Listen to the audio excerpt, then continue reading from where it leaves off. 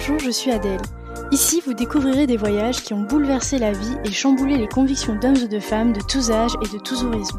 Chaque semaine, je reçois un invité qui me raconte en quoi un pays a transformé sa vision du monde ou l'a poussé à quitter un mode de vie qui ne lui correspondait plus. Alors laissez-vous porter par le premier podcast qui raconte une histoire autour d'un voyage. Bienvenue chez les Frenchies autour du monde, le podcast des voyages qui ont du sens.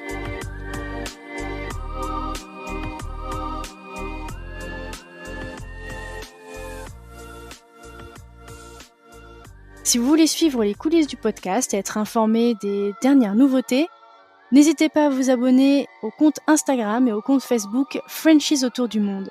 Les liens sont directement dans la description de l'épisode. Le podcast est également diffusé toutes les semaines sur la web radio Allô la planète. Je vous souhaite une belle découverte sur allolaplanète.fr. Ça n'a jamais été un rêve pour Axel, mais pourtant tout l'a mené vers le métier de journaliste. Très vite, il fait ses premiers pas chez TF1 et traverse la France de long en large pour alimenter notamment le JT de 13h de Jean-Pierre Pernaut. Son goût pour l'ailleurs, pour les rencontres les plus sérieuses aux plus loufoques, le pousse un jour à se proposer pour intégrer le bureau de TF1 à Washington DC. Ensemble, on revient sur cette année riche de par ses apprentissages et ses rencontres faites en traversant l'Amérique profonde, la vraie, l'authentique, loin des clichés du cinéma. Axel nous fait entrer dans les coulisses de cette année à 1000 à l'heure où Donald Trump lui a donné du pain sur la planche. On parle aussi de ce que cela représente d'être un journaliste français à l'étranger et la nécessité de prendre du recul pour garder un esprit critique sur son pays d'accueil. Après cette année riche, il rentre en France et se lance dans d'autres challenges journalistiques. Mais quand une nouvelle occasion se présente de pouvoir devenir chef du bureau à Washington pour 4 ans, Axel ne perd pas une minute pour se proposer de nouveau.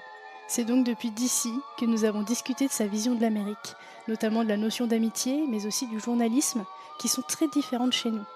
Vous l'aurez compris, cette semaine, on plonge dans le quotidien d'un grand reporter à plus de 6000 km de la France, 6 heures de décalage en prime, et vous allez voir qu'il reste peu de place pour l'ennui. Je vous souhaite une très belle écoute. Hello Axel. Bonjour. Bienvenue dans le podcast. Merci de votre invitation. Écoute, ça me fait super plaisir de parler avec toi aujourd'hui. On va parler d'un beau sujet. Grand reporter à Washington, ça fait un peu rêver. J'aimerais beaucoup que tu te présentes, donc nous donner ton prénom, ton âge, la ville d'où tu viens en France, et puis nous dire en 2-3 mots les grandes lignes de ton parcours professionnel. Donc bonjour à tous, je m'appelle Axel Monnier, je suis journaliste à la rédaction de TF1, donc pour les journaux 13h et 20h, et pour LCI. J'ai fait une école de journalisme à Lille qui s'appelle l'ESJ, dont j'ai été diplômé en 2006, et j'ai tout de suite travaillé pour la rédaction de TF1, donc depuis maintenant presque 17 ans, Ah, wow. quelques jours près d'ailleurs. J'ai fait plein de choses passionnantes, j'ai couvert l'éducation, j'ai travaillé un peu en région, j'ai travaillé sur les infogénés, j'ai couvert plein d'événements en France et dans le monde. Et c'est vrai que depuis 2017, j'ai un petit tropisme pour les États-Unis, puisque j'ai été nommé une première fois comme numéro 2 du bureau de Washington en 2017. J'ai aussi couvert les campagnes de 2016, de 2020, et j'y suis retourné. Je suis à nouveau à Washington donc depuis 2021, donc depuis 2 ans maintenant, comme chef de bureau et toujours grand reporter. Et sinon, pour la question d'où je viens en France, je viens de Limoges, et j'en suis très très fier. Et j'ai encore de la famille et beaucoup d'amis là-bas. Et j'essaie d'y retourner quand je rentre en France. Voilà. Mes origines familiales aussi, c'est Limoges. Ah, c'est pas vrai? Si. Ah bah alors. Est-ce que ça a toujours été une vocation de devenir journaliste ou pas forcément? Ma réponse, elle est pas forcément évidente. C'est un métier que j'ai toujours eu en tête depuis que je suis tout petit. Tout petit, assez petit même d'ailleurs, je lisais les journaux que mes parents avaient à la maison. Ça a étonné un peu tout le monde de voir ce petit bout de chou qui regardait les journaux et les infos. J'aimais bien regarder le journal, à la télé aussi. Et je me suis toujours dit dans un coin de ma tête, pourquoi pas? Mais je me suis jamais dit, je veux faire ça à tout prix. Et en fait, j'étais sur une sorte de toboggan qui m'a mené vers ça, à la fois les études, les choix que j'ai pu faire et les envies que j'ai pu avoir m'ont toutes mené vers ça. Et du coup, j'y suis allé malgré les très très nombreuses injonctions à ne pas le faire. Attention, c'est un métier bouché, c'est très difficile, c'est très précaire, c'est très ceci, c'est très cela. Mais bon, je suis très content de ne pas avoir écouté tous ces mauvais conseils. Moi, j'ai écouté ces conseils-là, du coup, j'ai pas fait journalisme. Ah, bah, ouais, j'en connais qui ne l'ont pas fait aussi à cause de ça. Mais bon, après, c'est Comme vrai que quoi, c'est pas faut simple. arrêter d'écouter les autres aussi quand même et essayer de s'écouter plus. C'est vrai. Et alors, est-ce que tu as beaucoup voyagé? Parce que là, effectivement, on va parler de Washington, mais est-ce que tu aimes voyager? Est-ce que tu voyages régulièrement? Oui, alors c'est vrai que ce métier, il nous permet de voyager beaucoup. Moi, j'aime bien voyager aussi sur mon temps libre, mais c'est vrai que le métier le permet énormément.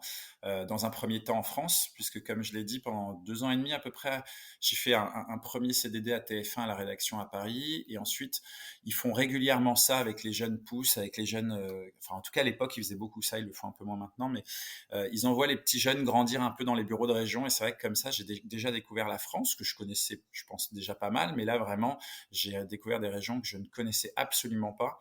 Donc, je travaillais au bureau de Metz, de Lyon, de Marseille, de Nice, de Ah ouais. Tours, de Limoges, de Caen. Donc, je faisais un petit peu mon tour de France comme un compagnonnage. Et donc, c'est très chouette parce que c'est des sujets bon, qui passaient beaucoup à l'époque pour le 13 heures de Jean-Pierre Pernaut, évidemment. Donc, c'est des sujets très de proximité, Ouais. l'artisanat, la découverte et tout. Donc, ça, c'était très chouette. C'était vraiment une façon merveilleuse de rencontrer et de découvrir la France. Et ensuite, une fois que je suis revenu à Paris, notamment au service Infogéné, effectivement, j'ai beaucoup voyagé en Europe et dans le monde, que ce soit pour des événements catastrophiques, des attentats, des tremblements de terre, des choses comme ça, des inondations, mais aussi la Coupe du Monde au Brésil en 2014, plein de choses. Donc c'était, voilà, c'est vrai que c'est un métier qui le permet. C'est pas toujours simple, on a assez rarement le temps de faire du tourisme, mais c'est vrai Ouais. que rien que le fait d'être à l'étranger, c'est quand même un cadre de vie différent d'une vie de bureau. Ça, je veux bien le croire. Ouais, c'est sûr. Et ben, j'aimerais bien qu'on reprenne un peu donc le contexte de ce premier départ en 2017 à Mhm. Washington. Comment est-ce que ça arrive sur la table de faire ça? Parce que c'est quand même pas rien. Effectivement, moi j'avoue que j'ai pas, comment dire? J'ai pas énormément de rêves dans ce métier, dans le sens où j'il y avait plein de choses que j'avais envie de faire, sans que ce soit des choses absolument, que je voulais enfin à tout prix faire. Je sais pas si je suis très clair, mais, Si je ce comprends. ce métier Ouais. permet une telle palette de diversité, d'options différentes et cetera, que, moi, il y a faire ceci, ça me plaisait, faire du long, faire du court, faire du journal, présenter, et cetera. Voilà, donc il y avait plein de choses. Mais c'est vrai que dans un coin de ma tête, il y a un petit truc qui me tentait bien, c'était, d'aller dans un bureau à l'étranger et notamment celui de Washington. Et c'est vrai qu'en 2017, bah, l'option s'est présentée. Elle s'était déjà présentée à moi en 2014, mais je pense que j'étais pas prêt à y aller. J'ai pas eu le poste et je suis très content de pas l'avoir eu d'ailleurs à cette époque-là. Mais en 2017, l'option s'est présentée, donc j'ai été, nommé, face à d'autres, amis et candidats de la rédaction et donc j'y suis parti pour un petit peu plus d'un an. C'était une année assez géniale parce que d'abord c'était, dans la foulée de l'investiture de Donald Trump, donc Ah ouais, politiquement oh là. c'était, complètement fou. Il se passait des Oui. choses tous les jours et c'est pas une chose, 2 choses, il y avait 10 événements politiques par jour. Il se passait tout le temps quelque chose, c'était assez incroyable et surtout j'ai eu la chance d'avoir une année, très, très, très riche en événements. J'ai pu couvrir des choses incroyables, enfin voilà, mais les personnes avec qui je bossais au bureau avaient le sentiment que j'étais un peu chat noir parce que c'est une année où il s'est passé que des catastrophes, des événements incroyables et c'est vrai que, en un an, j'ai couvert des trucs dingues donc évidemment la 1re année de la présidence de Trump, c'était déjà quelque chose. Ensuite, on a eu, la plus grosse tuerie, enfin, de masse de l'histoire, qui était à Las Vegas. On a eu, les pires feux de forêt à l'époque, depuis ils ont été, battus malheureusement, mais enfin, Malheureusement, les ouais. pires feux de forêt à l'époque en Californie. Qu'est-ce qu'il y a eu d'autre? On a eu un tremblement de terre à Mexico, on a eu une éruption volcanique avec des dizaines de milliers de personnes évacuées à Hawaï. On a eu la mort de Johnny, puisqu'on l'a aussi couverte, Ah oui, c'est la même année. puisqu'il Oh était à là là. Los Angeles, donc on est parti à Los Angeles très vite dans la nuit quand on l'a su pour être sur place. Donc ça a été une année d'une densité et d'une richesse ahurissante. Et j'ai beaucoup appris, j'ai beaucoup grandi à ce moment-là. Et voilà, ça avait déjà été un premier tour de chauffe des États-Unis, même si j'avais fait la campagne de 2016 en renfort, j'étais venu quelques semaines faire des sujets en renfort, mais là c'était un premier bain complet et total dans l'ambiance américaine et ça m'avait beaucoup plu parce que voilà, c'est un territoire tellement grand. Le bureau, il couvre les États-Unis, mais il couvre aussi, enfin, il couvre le Nord, l'Amérique du Nord, donc Mexique Ah, et ok. Canada où on va pas suffisamment à mon goût, mais parce qu'on ne peut pas se démultiplier, on peut C'est pas, ça. on aimerait être beaucoup plus au Canada et au Mexique, mais voilà, on fait ce qu'on peut avec nos moyens et on n'a pas le don d'ubiquité, mais voilà. Donc voilà, c'est un territoire incroyable, des histoires incroyables, des gens qui ont des choses à dire en permanence, parce que les Américains sont quand même connus pour être très faciles à interviewer. Donc voilà, j'ai découvert tout ça pendant un an et ça m'a beaucoup plu. Et dans un coin de ma tête, j'avais l'envie de revenir. OK, bon ça on en reparle, après alors. Mais je suis curieuse, de savoir, est-ce que tu en avais déjà «rêvé» entre guillemets, toi, d'habiter à l'étranger ou, ça t'intriguait? Comment est-ce que tu vois ça? Parce que Alors, oui, oui, sans que ce soit un rêve. Je sais qu'il OK. y a beaucoup de journalistes qui voient leur vie comme journalisme au long cours, partir à l'étranger, le Ah ouais, sac, OK. sac au dos, tout ça. Moi, je l'avais dans un coin de ma tête sans que ce soit un rêve absolu. Je me disais que j'aimerais bien le faire, mais j'en faisais pas l'alpha et l'oméga de ma carrière. Donc voilà, je me disais pourquoi pas un jour, si une occasion se présente. J'avais déjà vécu petitement à l'étranger avec une année Erasmus en Espagne. Ah! Génial! Mais voilà, c'était pas forcément un rêve absolu, mais oui, j'avais ça dans un coin de la tête. Et quand finalement l'occasion se présente là pour, 2017, tu te proposes donc et il y a d'autres, personnes et donc vous êtes un peu, En fait, ils font un appel à candidature, donc ouais. ouverture de poste, un tel rentre, on va ouvrir son poste, qui veut l'avoir, et voilà. Et puis après, la direction décide ce qu'elle préfère. OK et donc tu passes des entretiens et tout comme si Alors, c'est tu pas aussi recandidatais formel. vraiment? Ouais. Non, c'est pas aussi formel que ça. Je sais que chez certains de nos concurrents du service public, c'est tout un processus très, très, OK. très strict, très régulé, etc. Chez nous, c'est pas le cas. On va rencontrer les deux, trois membres de la direction, et puis voilà. Après, ils nous connaissent bien, ils savent ce qu'on fait, ils connaissent nos envies, donc il n'y a pas vraiment de campagne à mener ou d'entretien à avoir.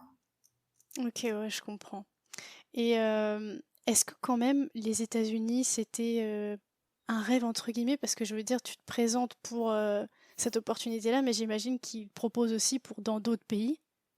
Alors, c'est un peu compliqué parce qu'en fait, des bureaux TF1, qui soient TF1 avec des salariés TF1, il y en a eu beaucoup, beaucoup dans le passé, mais désormais TF1 fait le choix stratégique d'externaliser ces bureaux à Ah l'étranger, ouais!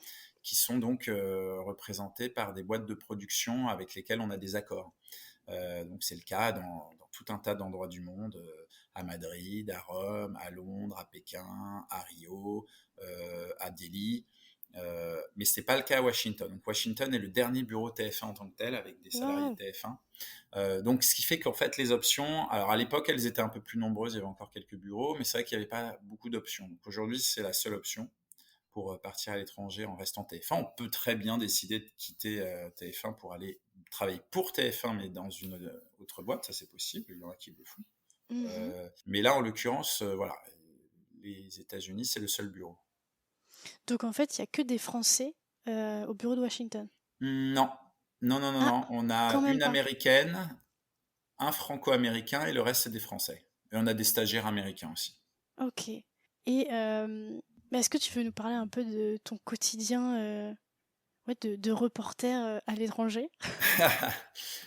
C'est pas facile parce que, encore une fois, vu la taille du pays, Ouais, c'est son ça. immensité et son immensité en termes d'actualité, c'est très compliqué. Mais effectivement, tous les matins, je me réveille assez tôt pour faire une revue de presse, presse écrite et audiovisuelle. Donc, je regarde un peu ce qui se passe Ah ouais. sur les chaînes info, sur les matinales. Je lis les journaux, évidemment, pour essayer de voir ce qui se passe. Ensuite, on va au bureau, on fait ce qu'on a à faire, donc soit un reportage pour le 20h du jour, s'il y a des sujets d'actualité qui sont à traiter, soit on continue nos montages sur des sujets qui sont un peu plus au long cours, des sujets magazines ou des enquêtes ou des sujets de société, mais qui sont moins dans l'actualité chaude ou brûlante. On travaille sur les sujets à venir, on prépare aussi des propositions qu'on doit envoyer à Paris, puisqu'on doit leur soumettre des propositions de sujets, de reportages, Ah super. en plus de ce qu'on fait tous les jours, au jour le jour, mais je veux dire justement sur des sujets magazines ou des sujets un peu plus longs. Oui, c'est ça. Tu as les sujets vraiment pour, le «direct» entre guillemets, les journaux du Ce qui jour se passe, ou alors, voilà, un peu plus un long, peu plus un peu plus froid. préparé pour, ouais. Mhm, OK, je comprends. exactement. Ah super et Sinon, on pourrait aussi parler un petit peu de reportages en particulier que tu as eu à faire. Peut-être donc cette première année, comme tu disais, qui a été assez dense. Oui, effectivement, j'ai très vite voyagé beaucoup dans ce pays. Le tout premier reportage que j'ai fait cette année-là, non, le premier reportage que j'ai fait, c'était, remarque assez marrant, c'était sur les 6 mois de l'élection de Trump. Comment vivaient ses électeurs les premiers mois de Donald Oh, Trump wow. à la Maison-Blanche. Donc on est allé dans une ville qui s'appelle Cozad, qui est au fin fond du Nebraska, qui est un état où on va vraiment jamais. C'est un état où il se passe pas grand-chose, qui est pas spécialement beau en plus en termes de paysage. Donc il y a ni de l'actualité, ni de quoi faire des reportages. J'étais content que mon premier reportage m'emmène directement là-bas. Et on allait dans une petite ville qui s'appelle Cozad, qui est une ville vraiment en pleine campagne, une toute petite ville qui devait avoir, je sais pas, 5-6 000 habitants, avec une usine qui a fermé, avec beaucoup d'agriculteurs, et donc qui avait voté à près de 90% pour Donald Trump. Donc Wow. c'était assez impressionnant. Ouais. Et donc on s'est retrouvé plongé vraiment là dans ce qu'on appelle l'Amérique profonde, l'Amérique du Midwest, avec que des supporters de Donald Trump. Donc on allait dans un diner, demander aux gens, donc on a fait une question à la levée, qui a voté Donald Trump? Et tout le monde a levé le doigt dans le restaurant, c'était assez marrant. Ensuite, on allait voir des agriculteurs qui n'étaient pas du tout fans du personnage Trump, qui même le détestaient, mais qui sont pas démocrates, donc qui avaient voté pour lui. Et on avait fini avec une dame qui avait été licenciée de cette usine qui avait été fermée et qui expliquait comment, en fait, Cozad était une zone un peu sinistrée en termes d'emploi, qu'elle avait un peu galéré et tout ça, et elle croyait à l'époque, ce serait marrant de voir ce qu'elle en pense aujourd'hui, mais qui pensait à l'époque que Donald Trump serait en mesure de redonner de l'emploi à des villes comme la sienne. Donc ça avait Ah été mon ouais. tout premier reportage et c'est vrai que ça avait été directement une plongée dans l'Amérique qui était assez intéressante. Et juste après, j'ai fait un reportage qui est probablement l'un des plus fous de toute ma carrière. On est allé voir un type qui s'appelle lui-même le chasseur d'iceberg. Wow. Ça se passe justement au Canada, à Terre-Neuve. Et c'est un type qui, en fait, a un autre métier, pêcheur, voilà, il a un bateau.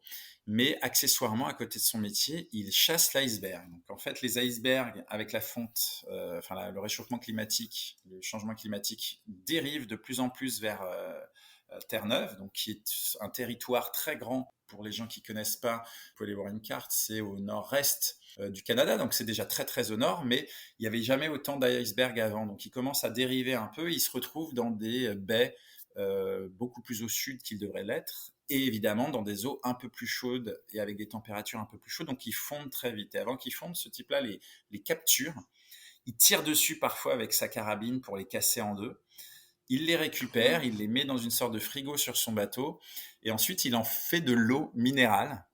C'est complètement dingue parce qu'ils disent c'est de l'eau, c'est une eau c'est de l'eau qui a plus de 2000 ans parfois, qui a été prisonnière dans cette roche. Donc il l'a marketisé entre guillemets, l'eau la plus pure du monde.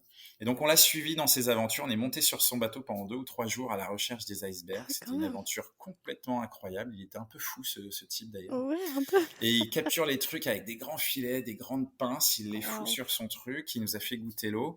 Et après, il en vend. Il en vend à des boîtes de cosmétiques qui font des produits de beauté qui se veulent là aussi encore avec une eau pure, Ah. etc. Il en vend aussi à une distillerie qui en fait de la vodka dont il jure qu'elle ne fait jamais mal à la tête. Voilà, donc on a passé 2, 3 jours sur ce bateau, c'était assez incroyable. On vit des aventures assez folles et on rencontre des gens C'est clair. assez exceptionnels dans tous les sens du terme, Ouais, extraordinaires un plutôt. peu folle, ouais. Donc voilà, là c'est vraiment pour donner une idée à la fois, voilà, des sujets politiques, des sujets nature, on va vraiment dans tous les sens, on traite de tout et c'est ça qui fait la richesse de Ouais. notre métier ici, c'est assez génial. Du plus sérieux au plus loufoque parfois. Exactement. Bah, en ce moment, par exemple, LCI qui a pris une ligne éditoriale très intéressante sur l'international, qui fait beaucoup d'international, traite beaucoup de la guerre en Ukraine, des Ouais, c'est questions vrai. avec la Chine. Mmh. Voilà, on a fait beaucoup les midterms avec eux. Voilà, on fait parfois des directs qui sont très, très pointus. Je suis en direct sur des questions parfois très pointues sur les armes, envoyées par les États-Unis à l'Ukraine, sur les questions diplomatiques et cetera. Et parfois après pour TF1, on fait des reportages beaucoup plus légers, beaucoup plus, aventure et tout ça. Donc c'est vrai que ça donne un quotidien qui a la chance de ne jamais être dans la routine. Et moi, j'avais découvert ton compte Instagram par hasard parce que j'étais tombée sur un de tes posts sur ta visite de Puxatony pour le jour de la marmotte. Ah! Celui-là, il était chouette aussi. J'avais bien aimé ce reportage. C'est vrai, on m'en parle très souvent de celui-là. Ah ouais? Mais en fait, donc, quand on est au bureau, donc on est force de proposition. Parfois, Paris nous demande des reportages, mais parfois on est Ouais. force de proposition. Puis, j'avais noté dans un coin de ma tête avant de partir cette date du 2 février, ce film mythique, Ah! Le jour de la marmotte. Puisque pour expliquer en fait euh, Oui, oui, oui. aux auditeurs ce qui se passe dans le film Le jour de la marmotte. Non, ça c'est le titre, comment ça s'appelle? Un jour Oui, sans fin. Jour sans Un jour fin. sans fin, pardon. C'est le titre en anglais. Un jour sans fin avec Bill Murray et Andy McDowell. Donc c'est un journaliste météo qui se rend dans une petite ville pour suivre la prévision météo d'une marmotte qui est censée prédire l'arrivée du printemps précoce, soit au contraire un hiver qui dure. Et en fait, c'est fondé sur une histoire vraie, une petite ville qui s'appelle Punxsutawney, avec une orthographe à coucher dehors, en Oui. Pennsylvanie, qui organise depuis des décennies cet événement. Donc, ils prennent une marmotte et selon qu'elle voit son ombre ou pas, elle va sortir de sa cache. Et si elle sort de sa cache, ça veut dire que, alors je sais même plus si c'est l'hiver dur ou l'hiver s'arrête, je ne sais plus, mais enfin Je sais, bref, si elle voit son ombre, ça veut dire que le le printemps arrive, il me arrive. Ouais, je semble. crois que c'est Ouais. ça, parce que le soleil est déjà là, un Oui, truc comme je ça. crois que c'est un truc comme ça. Et donc en fait, et surtout autour de ça, il y a tout un tas de trucs. Et en fait, c'était une petite kermesse locale qui fonctionnait bien. Et le film, avec le succès mondial qu'il a pu avoir, en a fait un truc incroyable. Nous, on y était donc en 2017. Ça tombait un jeudi ou un mercredi, ce qui fait que ça tombait pas un week-end. Et il y avait déjà plus de, je crois de mémoire, 30 000 personnes ou quelque chose comme Waouh! ça. Et il nous disait que quand ça tombait les week-ends, ils étaient pas loin des 100 000 personnes. Et toute la ville ne vit qu'autour de ça. Il y a des animations autour de la marmotte. Le cinéma de la ville joue en permanence pendant toute la semaine le film Un jour sans fin. Il y a des animations pour les enfants. Il y a évidemment, on est aux États-Unis, des produits dérivés en masse avec Bah des ouais, ventes de ils sont doués en trucs. business. Exactement. Et toute la nuit, à partir d'1 heure du matin, il y a une grande fête avant la révélation de la marmotte qui doit avoir lieu à 6 ou 7 heures au moment du lever du jour. Et toute la nuit, ils font la fête. Il y a des animations, il y a des chanteurs, il y a des danseurs, il y a des jeux. Et ce public, on est en Pennsylvanie, au nord de la Pennsylvanie, au début février. La fois où on y était, il faisait -10. Donc il faut avoir du courage. Mais c'était très rigolo. Et pour la petite histoire, j'avais raconté ça sur Twitter quelques années après, mais je me suis amusé à faire. Dans les plateaux, on signe avec ce qu'on appelle un plateau de fin ou de milieu. C'est-à-dire qu'on est à l'antenne et on nous filme et on nous dit voilà, ici, machin, il se passe ça. Et pour la petite blague, j'avais recopié mot à mot le plateau que Bill Murray faisait Ah, génial! dans le film, en l'adaptant un peu pour qu'il ait du sens et surtout que personne puisse voir la, la petite référence. Et donc, je crois que je l'avais dit 1 an après sur OK. Twitter en disant il y a 1 an, j'avais fait ce petit truc, j'avais mis les deux extraits en parallèle et ça avait fait bien marrer les gens, c'était assez sympa. Ah, génial, et donc ça, par exemple, c'est toi qui avais proposé d'aller le couvrir? C'est moi qui avais proposé de couvrir ça, en l'occurrence à l'édition du Week-end, parce que c'est vrai que le Week-end, c'est un journal où on peut un peu plus se permettre Un peu plus léger? des sujets un peu plus légers comme ça. Et le rédacteur en chef du Week-end, Cyril Offray, que j'aime beaucoup et qui aime bien les idées un peu étonnantes, différentes, m'a tout de suite dit oui. Sachant qu'il n'avait pas vu le film, ce qui m'avait paru Ah assez bon? incroyable. Ah Qu'il ouais? achète ce sujet sans voir le film, enfin qu'il En prenne le plus? sujet sans voir le C'est film, j'avais vrai? trouvé ça très audacieux de sa part. Mais voilà, c'était très marrant. On était très contents de l'avoir fait, c'était très marrant, on s'était bien amusé. On n'avait pas beaucoup dormi, mais on s'était bien amusé. Ah ouais. Donc en fait, c'est le film qui a rendu célèbre cette fête, si je comprends bien, en tout cas dans En cette fait, ville? ça existait déjà avant, Oui, c'est ça, mais ça existait depuis le avant. film, ils ont des gens même qui viennent du monde entier. On a vu des gens qui venaient du Japon exprès pour assister à ce truc. Incroyable. C'était complètement fou. Mais c'était très drôle. Et c'est vrai que il y avait un peu cette ambiance qu'on voit dans le film. Et les gens sont contents d'aller voir cette marmotte qui fait ses prédictions. Ils se prennent en photo, tout ça, c'est marrant. Mais au En Québec vrai, le aussi, on truc est en a assez une, fou. hein. Oui, il paraît. Mais je sais pas si c'est depuis le film ou si elle existait déjà avant, par contre, Mais aux mais États-Unis, c'est pas la seule. Celle de Punxsutawney est la plus ah! connue parce que le film se OK, je fonde comprends. sur celle-ci, mais je crois qu'il y en a 2 ou 3 autres et effectivement, j'ai vu qu'il y avait au Québec une autre. À mon avis, c'est des choses qui sont, «ancestrales» entre guillemets, Peut-être, ouais. je sais pas. Mmh. Et donc, toi, tu es restée 1 an, la première fois, mais est-ce que tu savais que c'était pour 1 an, donc que tu Oui, partais oui, pour parce 1 an? qu'en Ouais? fait, c'était une nouveauté d'ailleurs. J'étais le premier à Ah tester OK. ça. Ils voulaient faire tourner ce poste un peu plus pour qu'il y ait un peu plus de petits jeunes, comme moi qui à l'époque, voulaient faire des expériences et tout. Donc, j'étais le premier. Je suis parti effectivement un petit peu plus d'un an, et je le savais. OK. Et toi, tu étais plutôt, cool, à l'idée de rentrer ou tu avais plus envie de rentrer? Au début, j'étais ravi que ce soit que pour un an, au Ah ouais. début. En partant et c'est vrai qu'en fait, c'était un peu frustrant au début, de rentrer. Je serais C'est vrai bien que ça resté un passe petit vite peu 1 an. plus, C'est mais le temps de après j'ai fait s'habituer finalement. ouais, exactement, mais après j'ai eu un beau projet au retour, hein, OK, tu veux nous en parler? bah, oui, oui, je suis allé présenter la matinale sur LCI pendant un Ah an, donc ouais! avec, des réveils très, très, très, très Par tôt. contre, ouais, c'est la matinale, quoi. Ouais, donc réveil à 1h40, je me souviens encore de ça, du matin, donc Effectivement. voilà, mais c'était un chouette projet aussi. C'était une belle manière de changer, en fait, de passer à autre chose, de faire complètement autre chose. Je changeais de chaîne, je changeais de métier, je changeais d'horaire, et c'était très sympa. J'ai beaucoup C'est aimé incroyable, tu peux cette faire année aussi. plein, plein, plein de enfin, tu as une palette, en fait, qui est assez énorme finalement, je Ouais, trouve. c'est assez chouette. Et est-ce que tu savais que t'aimerais retourner aux États-Unis ou pas Oui, spécialement? Ouais, oui, tu quand oui, même, je m'étais dans dit cet un jour, esprit? si le poste de chef de bureau, se représente, à moi, Waouh! j'aurais Tu envie tu d'y aller. Je génial. postulerais. J'étais à peu près sûr que je le ferais si ça se passait. Ça s'est fait. Ah, je comprends. Et alors, qu'est-ce que toi, t'as aimé et maintenant aujourd'hui, hein, que tu aimes de la vie à l'américaine, le mode de vie, la mentalité? Qu'est-ce que tu aimes, toi? Alors d'abord, j'ai envie de dire un truc très important que je Vas-y. répète assez souvent, c'est que, c'est vrai qu'on a baigné tous, enfin je pense que c'est le monde entier, hein, quand je dis Mmh. tous, dans une culture, imprégnée d'États-Unis, grâce à leurs films, leurs, séries, Ah leur ouais, musique, le sport et cetera. Donc, on n'échappe pas à ça et qu'on aime ou qu'on n'aime pas, en tout cas, on baigne dedans depuis qu'on est petit. Ça a été mon cas. Moi, je suis un grand fan notamment de basket et notamment de basket américain.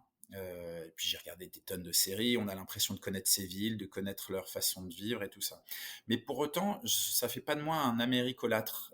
J'ai jamais idéalisé ce pays. J'ai jamais rêvé à tout prix de vivre dans ce pays. Je me suis jamais dit voilà, c'est quelque chose que je veux faire absolument. Je veux vivre là-bas. J'adore ce pays et tout ça. Non, là, c'est l'occasion qui a fait larron, qui s'est présentée, qui m'a permis de venir vivre ici. Je suis très content, j'aime beaucoup ce pays, c'est très intéressant. C'est compliqué, c'est un pays qui est très difficile, qu'on ne connaît jamais tant qu'on n'y vit pas. C'est pas parce que justement on a le sentiment de le connaître, parce qu'on a vu des tonnes de films, de séries et qu'on est venu 2, 3 fois à New York ou à Los Angeles qu'on en le connaît. C'est un pays d'une complexité infinie, d'une variété infinie et qui se laisse pas appréhender aussi facilement qu'on le pense. Donc ça, c'est la première chose. Je pense que moi, là, après plus de 3 ans ici, je commence un peu à comprendre des choses et tout ça, mais tout n'est pas encore clair. Ensuite, c'est un pays qui est pas simple. Les Français, ils ont toujours l'impression que tout est facile, que les Américains sont hyper gentils, faciles d'accès et ouais, tout. ça c'est vrai. Bah, c'est pas vrai. Ça, Non. c'est parce que on est des gentils clients au restaurant et que on a des serveurs qui cherchent du pourboire à tout prix. Donc effectivement, ils ont l'air plus sympas que nos serveurs parisiens. Mais en vrai, c'est pas tout à fait le cas. Les relations sociales, elles sont pas simples ici toujours. Il y a plein de choses qui sont différentes, il y a plein de choses qui se ressemblent aussi avec la France. Mais c'est un pays voilà, qui est pas simple à apprivoiser, en tout cas. Beaucoup moins qu'on l'imagine. Mais c'est quand même très chouette d'être ici. Voilà, il y a aussi des tonnes d'avantages, il y a des villes très aérées, il y a 1000 choses qui sont intéressantes, mais je continue à pas être dans l'idolâtrie. Je continue à me dire que voilà, ce pays a beaucoup de failles aussi, beaucoup de complexité, beaucoup de zones d'ombre, euh, beaucoup de choses sociétalement et socialement qui fonctionnent pas. Euh, donc voilà, je trouve que c'est important et encore plus quand on est journaliste à la limite, quand on vit ici, qu'on travaille pour une entreprise américaine et qu'on adore ce pays, pourquoi pas. Moi, il faut vraiment que je continue à garder un œil Ah, un peu c'est vrai. critique, un Mmh. regard, une distance. Surtout qu'en plus, mon travail, c'est de décrypter ce pays pour un autre pays. Pas pour les gens qui vivent ici, pas pour les gens qui voudraient venir vivre ici, mais pour les Français qui sont loin et qui, dans leur grande majorité, ne connaissent pas ou n'iront peut-être même jamais ici. Donc, c'est un travail qu'il faut toujours avoir en Super tête. intéressant. Ouais. Décrypter pour et non pas donner ce qui se passe ici. Sinon, on traiterait les mêmes informations que les médias américains, etc. Donc, c'est un travail qui est pas simple à faire, mais qu'on fait voilà, en collectivité, tout ça. Ouais. Et comment ça se représente alors l'occasion finalement? Donc c'était 2021 que que t'es C'est revenu? ça. Ben, en Ouais. fait, c'est la chef de bureau précédente qui est rentrée à Paris et du coup, le poste s'est ouvert. Moi, j'étais reporter à ce moment-là. Je faisais des enquêtes et des grands formats pour le journal du week-end. Ok. Et voilà. Et dès qu'il a été question que Catherine Gentil de Cancode, donc pour la nommer, ma prédécesseure, une très très grande journaliste de TF1, très grande reporter, une pionnière des reporters femmes de guerre, ben, j'ai sauté sur l'occasion, j'ai postulé, et puis voilà. Et là, c'est pour combien de temps? Alors normalement, c'est pour 4 ans normalement. Ah ouais, donc c'est plus long que la première Donc fois. c'est voilà, exactement. Là, le chef de bureau, il a besoin d'être un peu plus présent. C'est normal qu'il reste un petit peu plus longtemps. C'est ça. Et comment ça se passe pour les visas notamment de travail quand tu viens t'installer dans un pays étranger? Donc là, on parle des États-Unis, mais que tu travailles pour une entreprise qui est française. Alors ils ont un truc très simple et très pratique qui s'appelle le visa I, qui est un visa qui ne s'adresse qu'aux journalistes, qui est fait pour les Ah, mais journalistes. oui, Donc d'accord, il y a quelque chose de spécial. Oui, c'est ça ça. règle le problème et c'est voilà, ce qui fait que voilà, surtout à Washington où il y a des milliers de journalistes du monde entier, Ben ouais. tout le monde est sous visa I. Donc voilà, il faut avoir une entreprise qui vous sponsorise entre guillemets pour le visa et qui ensuite vous permet de venir ici. C'est un visa qui a une durée de 5 ans et qui est renouvelable. Ah, super. Ah, c'est vraiment pratique, Et effectivement. qui peut être aussi même pour des journalistes qui viennent de Paris juste pour une semaine de reportage pour n'importe quel Ah média. oui, Je veux dire, d'accord, oui, ils peuvent utiliser ça aussi. c'est pas forcément un visa résidentiel. Ok, je comprends. Ah, c'est vraiment cool. Et est-ce que tu vas à des événements ou je sais pas pour je sais pas comment on appelle ça des meetings entre journalistes et genre pas forcément que des Français pour voir comment ça se passe les journalistes américains, comment est-ce qu'ils travaillent, des choses comme ça? Alors, déjà ici, nous, les journalistes francophones, on forme une petite communauté parce que on se connaît. Parfois, on Ouais. se connaît de France, parfois, on connaît des amis qui connaissent. Donc voilà, donc c'est vrai qu'ici, je côtoie beaucoup mes collègues et amis de France Télévisions, de Radio France, d'RFI, de la RTBF belge, Mhm. donc nos amis belges, de la RTS pour les Suisses, de la presse écrite aussi, Le Point, l'Express, enfin voilà, on forme une petite communauté, d'abord parce que c'est toujours très sympa quand on arrive. Il y en a qui sont là pour très longtemps, et puis il y en a plein d'autres qui, comme moi, sont nommés pour des durées. France 24 aussi. Mhm. Donc on est nommé pour des durées, ou alors il y a des longues, mais en tout cas, ça fait une petite communauté. Ça permet aussi de s'échanger des infos, de savoir si un tel couvre tel truc, ou voilà, moi j'y vais, ah ben voilà, moi je prends tel avion, ben allons-y ensemble, etc. Après, du coup, déjà, on a une vie journalistique en soi dans cette petite communauté. On connaît aussi parfois Ouais. des journalistes d'autres pays. Les journalistes américains, c'est compliqué parce que c'est vrai qu'ils ont déjà beaucoup de travail, beaucoup de gens, enfin beaucoup de, eux, ils ont eux-mêmes aussi leur environnement. Donc oui et non. Alors pour ça, moi, il y a pas de réunion spécifique, mais j'appartiens avec d'autres collègues francophones à ce qu'on appelle la WHCA, c'est-à-dire c'est l'association des correspondants de la Maison Blanche. Donc nous, on Ok. n'y va pas très souvent, Mhm. pour être honnête, puisqu'on fait beaucoup d'autres reportages. Mais j'ai certains collègues français qui y vont quasiment tous les jours et qui suivent la présidence de Joe Biden en permanence. Nous, on le fait un petit peu moins parce qu'effectivement, on est aussi amené à couvrir. Là, il y a 15 jours, j'étais sur les feux de forêt dans l'Alberta, au Canada. Ah ouais. On est allé aussi à Chicago, tourner un reportage sur les polices privées. Donc voilà, nous, on a aussi une routine qui nous amène un peu plus loin. Il y a des journalistes qui restent quasiment toute l'année, tout le temps à Washington et qui ne couvrent quasiment que la politique. Donc voilà, mais par contre, c'est vrai que cette association, quand on peut aller aux réunions, c'est intéressant parce que ça permet de rencontrer effectivement les journalistes américains, de discuter avec eux. Voilà, ça arrive. Tu trouves qu'ils ont une manière vraiment différente de couvrir l'actualité? Oui, complètement et surtout en télé en plus, notamment sur la forme. La forme est assez différente. Alors je pense que je suis pas sûr que le grand public verrait la différence, mais nous on voit. Je pense que en France, on est très, très à cheval sur l'image, la qualité de l'image et du montage, Mmh. ce qui est bizarrement au pays du cinéma et des grands documentaires est beaucoup moins le cas pour la télévision. C'est Ah très ouais. haché, c'est beaucoup moins qualitatif bizarrement. Mais ils ont une autre façon, ils ont, voilà, ils ont c'est assez différent, c'est un peu plus chaud aussi, y compris l'info. Ouais, c'est ce que je trouve aussi, rien qu'à la télé canadienne là quand je regarde, Ouais, c'est vrai elle ressemble un peu effectivement, mais aux États-Unis, oui, ça doit c'est être vraiment le assez fort comme truc. C'est très, très spectacle, y compris dans l'info, ce qui est encore pas trop le cas chez nous, voire quasiment pas le cas, je pense. ouais, non, c'est vrai. Non, il y a vraiment une grosse différence. Je regarde les 2 encore, aussi, France et ça je trouve ça quand même frappant la différence. Mais moi, encore une fois, oui, c'est Canada, pas États-Unis, mais Oui, mais on voit il quand doit même, déjà y quelque avoir une chose, hein. petite Ah différence oui, oui. et puis c'est vrai qu'on est un petit peu plus ouvert aux questions internationales qu'eux, enfin en tout cas aux sujets à l'étranger. Heu, Ouais. je suis souvent, on me pose souvent cette question, mais quand on va en reportage, qu'on appelle les gens pour savoir si on peut venir les voir et tout ça, ils disent: «Mais ça va ça intéresse les gens en France ça?» Alors je dis: «C'est pas que ça les intéresse, on sait pas si, effectivement, je sais plus, par exemple sur les feux de forêt en Alberta là, il y a plein de gens qui nous disaient: «Mais ça va être diffusé en France, ça les intéresse?» On leur dit: «Mais on sait pas si les gens sont intéressés par ça. En tout cas, nous on pense que ça peut les intéresser et qu'il faut qu'on leur en parle, ça c'est autre chose». Ouais, ouais, ouais, je vois exactement.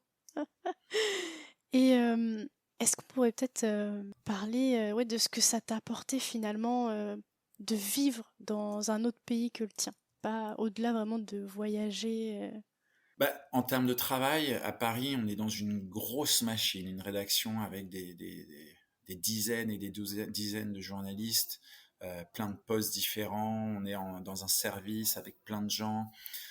Ici, on est en autonomie vraiment totale, à la fois évidemment par la distance, par le décalage horaire, par effectivement l'indépendance qu'on a. On est très loin, donc voilà. Donc ça, c'est vrai que c'est une autre façon de travailler qui s'apparente en fait un peu à celle de travailler en région, pour les bureaux en région en France, Mmh. qui sont des équipes plus petites et et puis éloignées de Paris. Donc c'est un peu étonnant, mais c'est un peu le même sentiment. Et puis il faut aussi vachement plus de réactivité encore. Il faut être encore plus aux aguets sur ce qui se passe. Il faut être vraiment les yeux et les oreilles de Paris. C'est pas simple parce il faut leur faire remonter plein de trucs, mais sans les noyer d'infos. Et dans ce pays, il y a tellement d'infos, de trucs importants, politiques, culturels, sportifs, sociétaux, etc., qui méritent d'être soulignés que on a vite fait d'essayer d'être exhaustif et c'est pas ce qu'il faut faire. Donc il faut essayer d'avoir l'œil à la fois sur ce qui pourrait ce qui pourrait intéresser nos téléspectateurs et ce qui doit être traité. Enfin, voilà. Donc ça, c'est une gymnastique qu'on fait toujours, mais là sur laquelle je pense que j'ai appris un peu plus, enfin j'ai pris un peu plus d'acuité et de précision peut-être, je dirais. Mais là, tout récemment, genre, la mort de Tina Turner, par exemple? Hier Mmh. soir? Alors oui, sauf que alors là, ça tombe juste après le 20h. Donc juste après le 20h, voilà et on sait que ça LCI qui est sur les questions internationales va pas traiter, Ah, cette information. En OK. tout cas, Ouais, d'accord, il elle y va avait la quand même donner comme l'enjeu de ça. l'heure finalement, du décalage quoi, à chaque fois? Exactement et alors là, pour Ouais, le coup, en l'occurrence, une actu comme ça, nous, on n'aura pas vraiment de plus-value à la faire. OK, Du intéressant. coup, elle sera traitée à Paris, plutôt avec le service, de documentation qui va sortir plein de d'images. Donc Ah ouais! le reportage a été fait, enfin, c'est pas un reportage, du coup, mais le sujet a été fait depuis Paris, ce soir, en l'occurrence, sur la mort de Tina Turner, parce que c'est vrai qu'ils ont accès à beaucoup plus d'images, d'archives, de choses. Euh, et nous, on n'a pas de plus-value. En plus, elle vit en Suisse. Elle a passé toute la fin de sa vie, enfin, je crois les 30 dernières années de sa vie en Mmh. Suisse. Donc, bon, voilà, ça a été fait. Mais effectivement, hein, ça pourrait être un bon exemple. Et sinon, personnellement, toi, qu'est-ce que ça t'a apporté cette expérience? Ça m'a apporté, personnellement, c'est intéressant ça. Je ne sais pas. Comme je suis en plein milieu, ça L'ouverture m'apporte. d'esprit?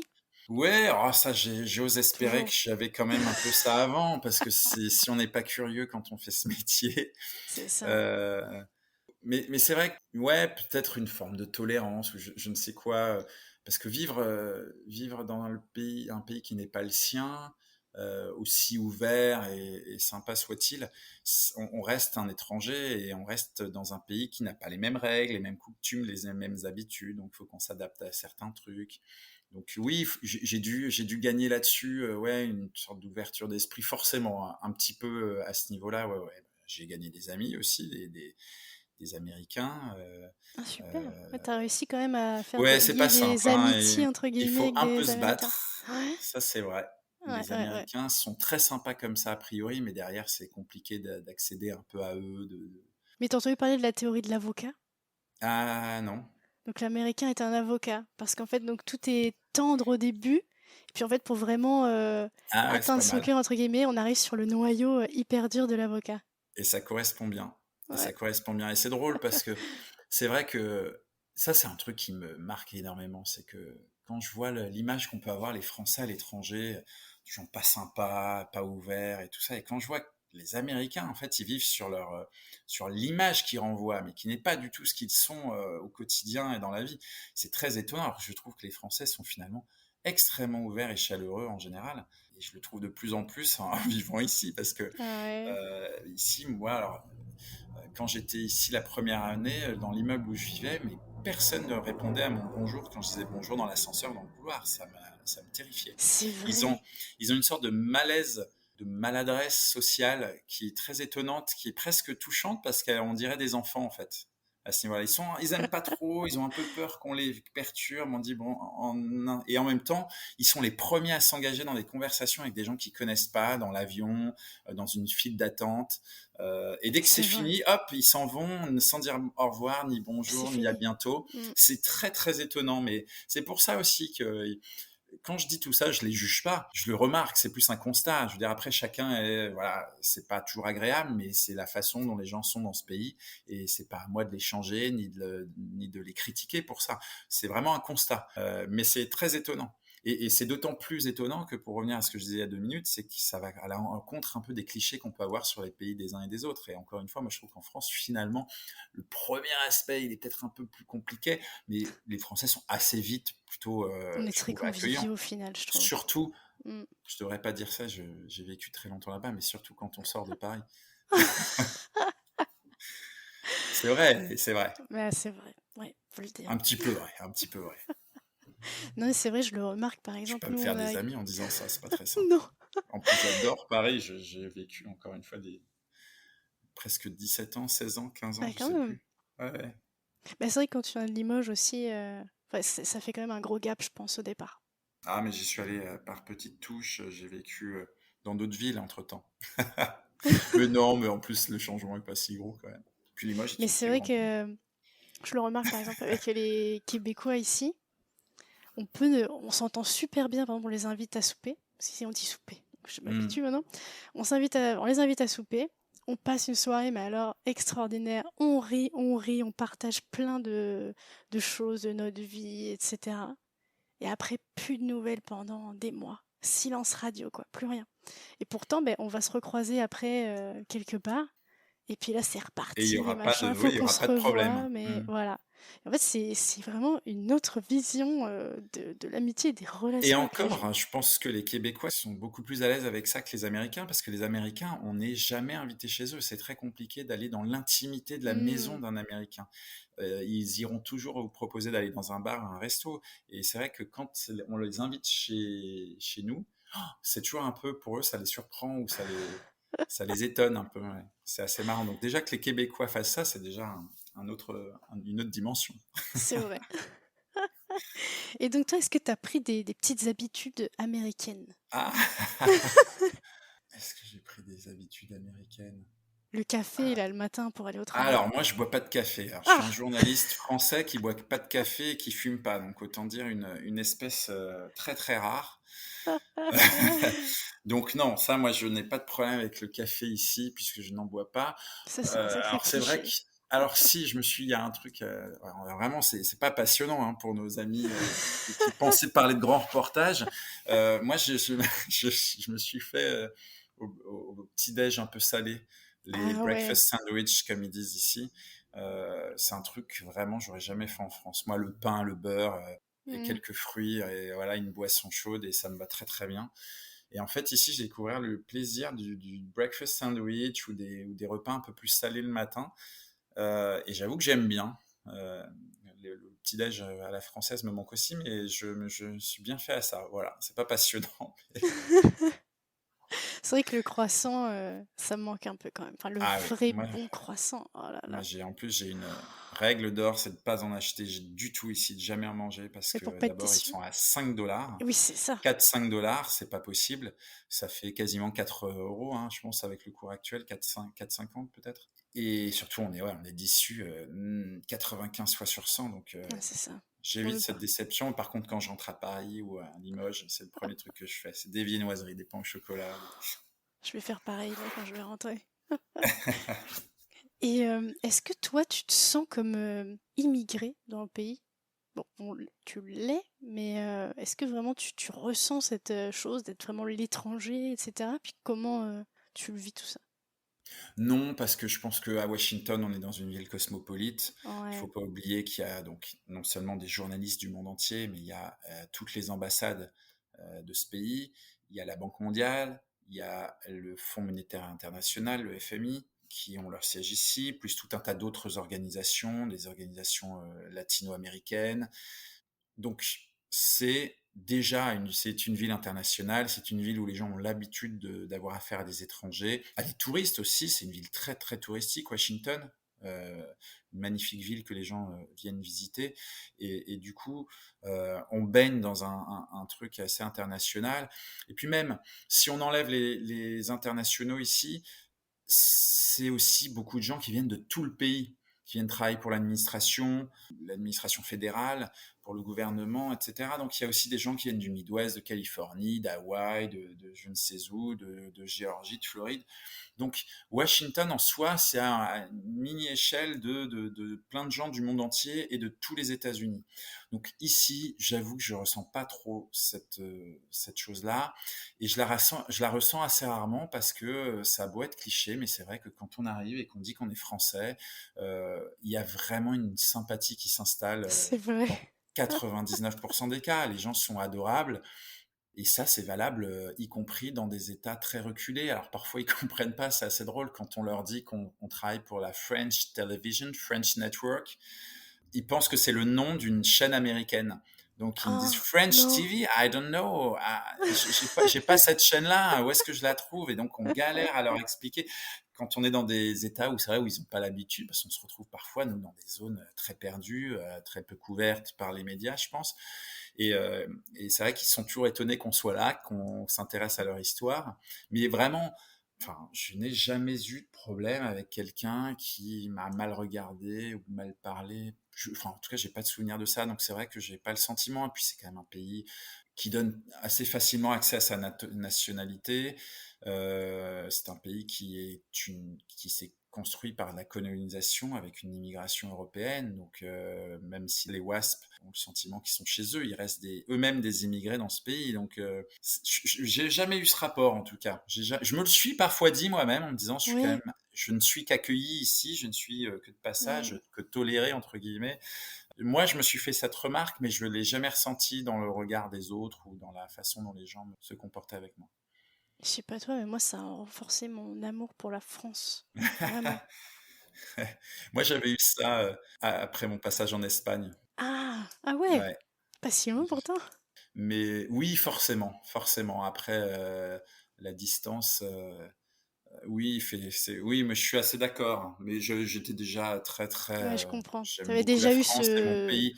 Oui, cette puis j'aime révélation beaucoup. avant, toi. Moi, j'aime beaucoup la France, un pays incroyable, avec des Ouais. paysages incroyables, des lieux incroyables, une culture, enfin bref, tout ce qu'on sait, hein, je vais pas réinventer Non, l'eau c'est chaude. ça. Et moi, j'ai réappris à aimer la France, en fait, à travers l'image qu'ils en avaient et ce qu'ils me racontaient et leurs questions, en fait, tu vois. C'est ça. Après, ce qui est dommage ici, je sais pas, les Canadiens sont peut-être un peu plus curieux, mais les Américains, bon, ils n'ont pas déjà beaucoup de vacances, les pauvres, Ouais, mais en général, ils ne connaissent que Paris.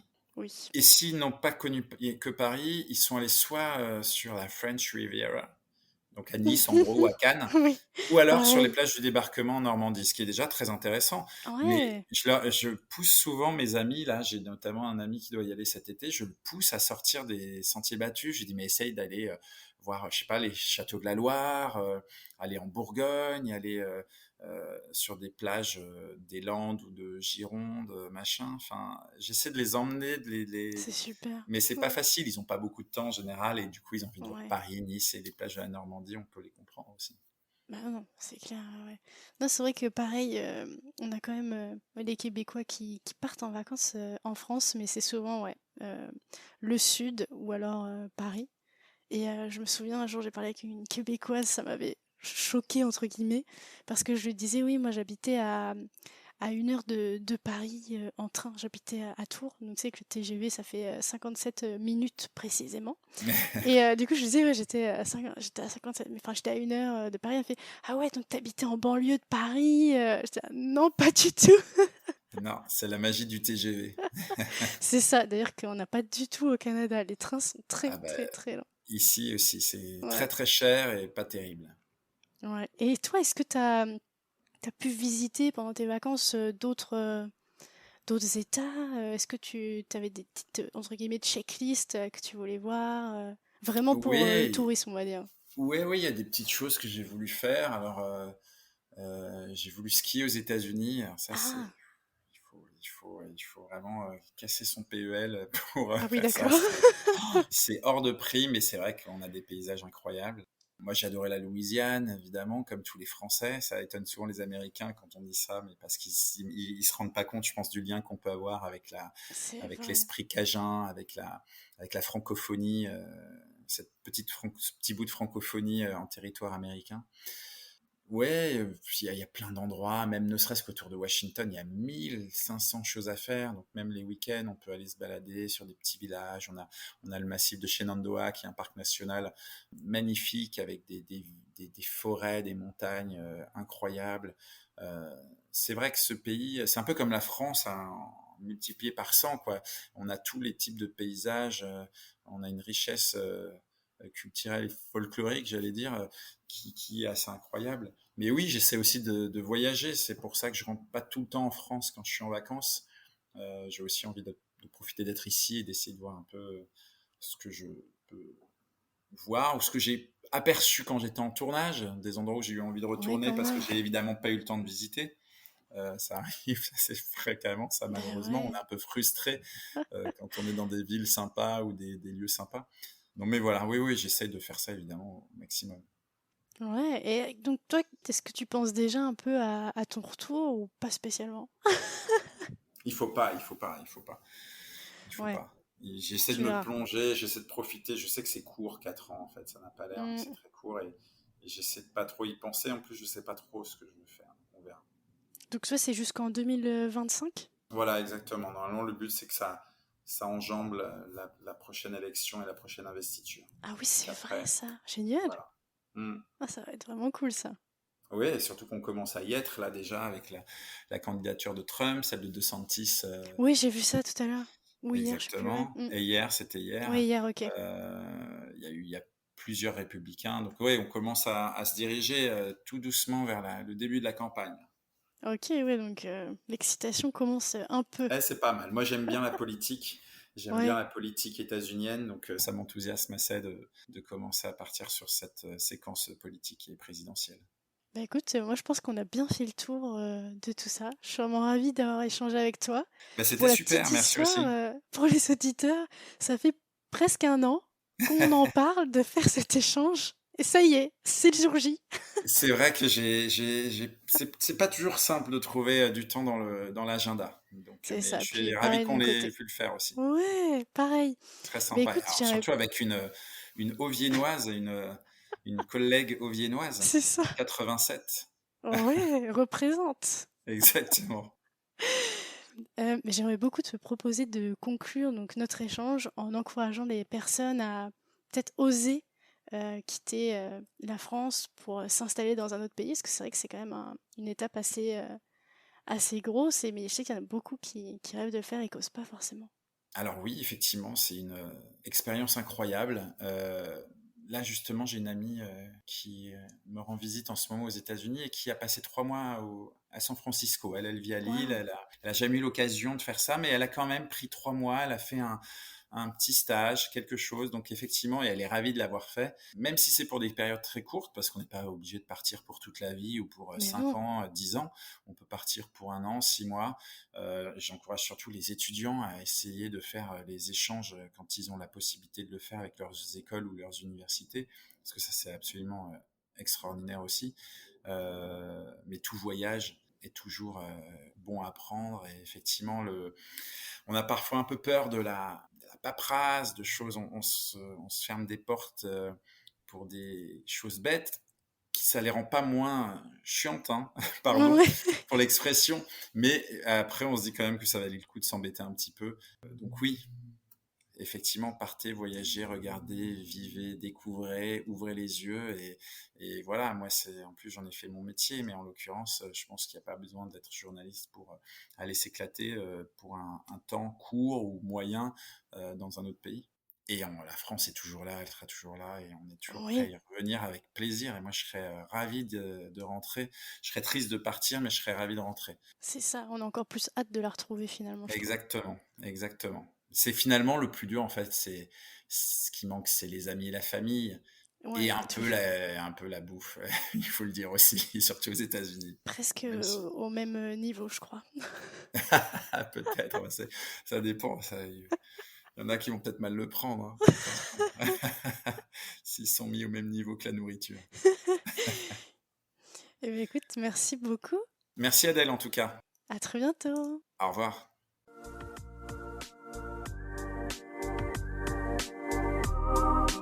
C'est la fin de cet épisode, mais j'ai encore besoin de vous. Si vous avez Apple Podcast, n'hésitez pas à laisser 5 étoiles et même à mettre un petit avis. Cela m'aide énormément à faire gagner en visibilité à ce podcast. Si l'épisode vous a plu, n'hésitez pas à le partager au plus grand nombre. Il ne me reste plus qu'à vous dire à lundi pour un prochain épisode des Frenchies autour du monde.